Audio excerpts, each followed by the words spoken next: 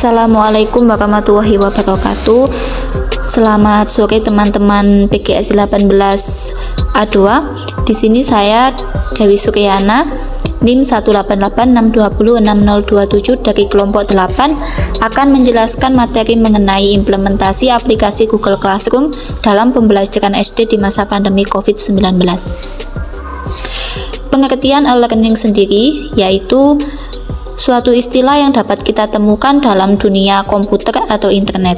Istilah ini terdiri dari dua bagian, yaitu yang berarti elektronik dan learning yang berarti pembelajaran. Jadi e-learning dapat diterjemahkan sebagai suatu sistem pembelajaran yang menggunakan perangkat elektronik sebagai medianya. E-learning merupakan suatu jenis belajar mengajar yang memungkinkan tersampainya bahan ajar siswa ke siswa dengan menggunakan media internet atau media jaringan komputer lainnya, menurut Darin E. Hartley 2001.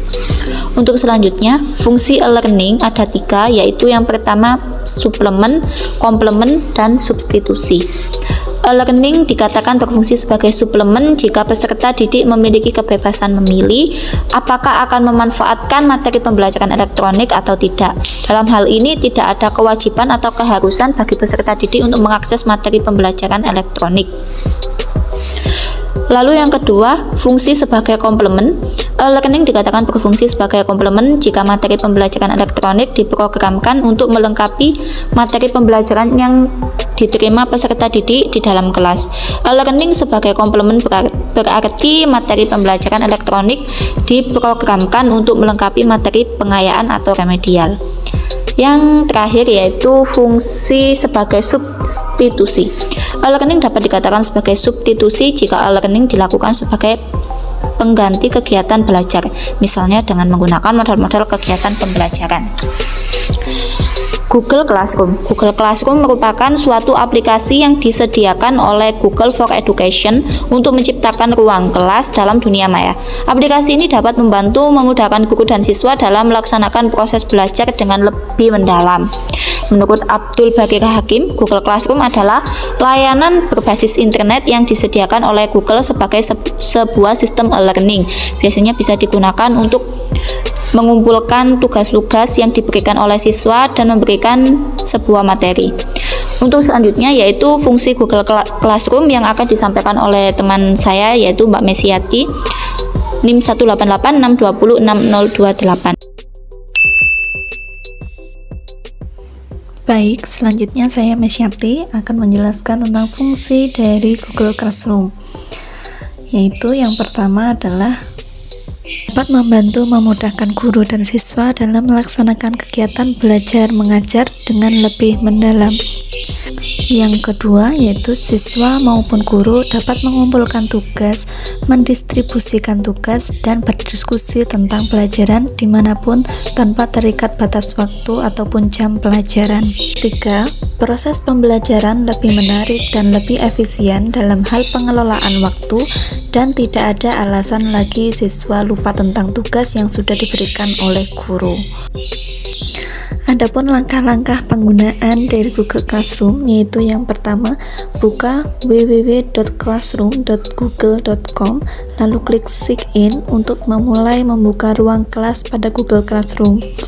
Yang kedua, selanjutnya untuk memulai membuat kelas digital, pilih tanda plus yang ada di tab selanjutnya, tuliskan nama kelas, kemudian klik buat untuk memulai kelas baru.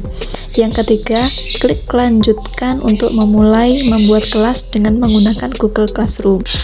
Dan yang terakhir, undang siswa untuk bergabung ke kelas dengan cara menampilkan kode kelas. Kekurangan Google Classroom yaitu ada beberapa hal. Di antaranya yang pertama yaitu Google Classroom yang berbasis web mengharuskan siswa dan guru untuk terkoneksi dengan internet. Yang kedua, apabila peserta didik tidak kritis dan terjadi kesalahan materi akan berdampak pada pengetahuannya. Dan yang ketiga, pembelajaran berubah individual sehingga mengurangi pembelajaran sosial peserta didik atau interaksi antara guru dan peserta didik.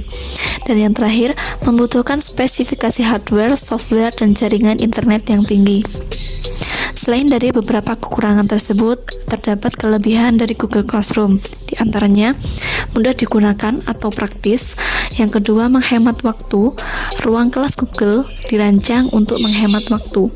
Yang ketiga, berbasis cloud, di mana aplikasi Google Classroom mewakili sebagian besar alat komunikasi perusahaan berbasis cloud yang digunakan di seluruh angkatan kerja profesional. Yang keempat, fleksibel. Aplikasi ini mudah diakses dan dapat digunakan oleh instruktur dan peserta didik di lingkungan belajar tatap muka dan lingkungan online sepenuhnya. Yang kelima, aplikasi ini tidak berbayar. Dan yang keenam, ramah seluler, yakni Google Classroom dirancang agar responsif, mudah digunakan pada perangkat mobile manapun. Demikian yang dapat kami sampaikan, semoga dapat dipahami. Kami akhiri, wassalamualaikum warahmatullahi wabarakatuh.